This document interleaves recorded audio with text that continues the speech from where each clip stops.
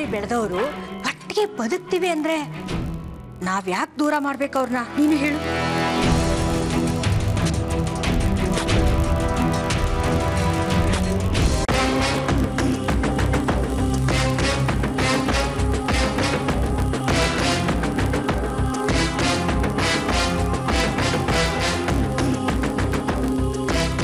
Triveni Mithun engagement ಜೊತೆಗೆ ನಮ್ಮ ಜಾನ್ವಿ ಸಂಜೆ ಎಂಗೇಜ್ಮೆಂಟ್ ಬಗ್ಗೆನೂ ಮಾತಾಡಿದ್ರೆ ಹೇಗೆ?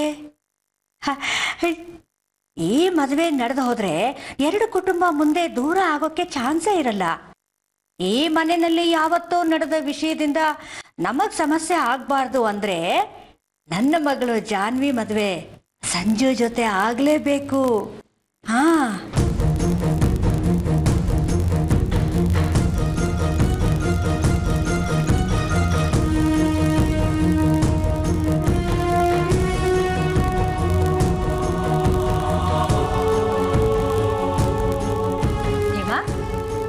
ಏನ್ ಯೋಚನೆ ಮಾಡ್ತಿದ್ಯಾ?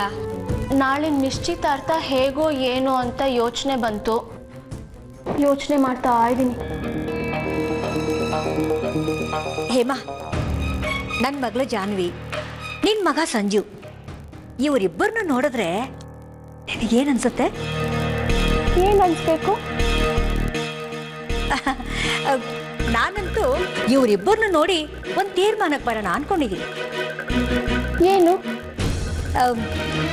ನಿನಗಂತೂ ಏನ್ ಅನ್ಸುತ್ತೋ ಇಲ್ವೋ ನನಗ್ ಗೊತ್ತಿಲ್ಲ, ಆದ್ರೆ ನನಗೆ ಅವರಿಬ್ಬರನ್ನ ನೋಡ್ತಾ ಇದ್ರೆ ಒಳ್ಳೆ ಜೋಡಿ ಆಗ್ತಾರೆ ಅನ್ಸ್ತಾ ಇದೆ.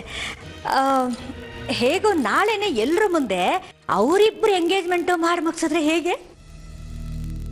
ನಾಳೆ ಏನಾದ್ರೂ ನಮ್ ಜಾನ್ವಿ ಸಂಜು ಅವರಿಬ್ಬರಿಗೂ ನಿಶ್ಚಿತಾರ್ಥ ಮಾಡೋ ಬಗ್ಗೆ ಮಾತಾಡಿದ್ರೆ ನಿನ್ಗೇನಾದ್ರು ತೊಂದ್ರೆನಾ?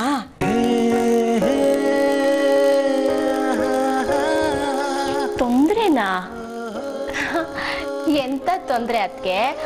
ಅವರಿಬ್ರು ಮದ್ವೆ ಆದ್ರೆ ಎಲ್ರಿಗಿಂತ ಹೆಚ್ಚು ಖುಷಿ ಪಡೋಳು ನಾನೇ.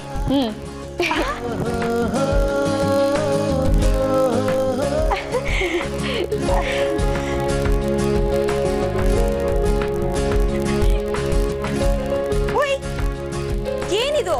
ಇಷ್ಟು ಖುಷಿಯಿಂದ ಎಲ್ಗೆ ಓಡ್ತಿದ್ಯಾ?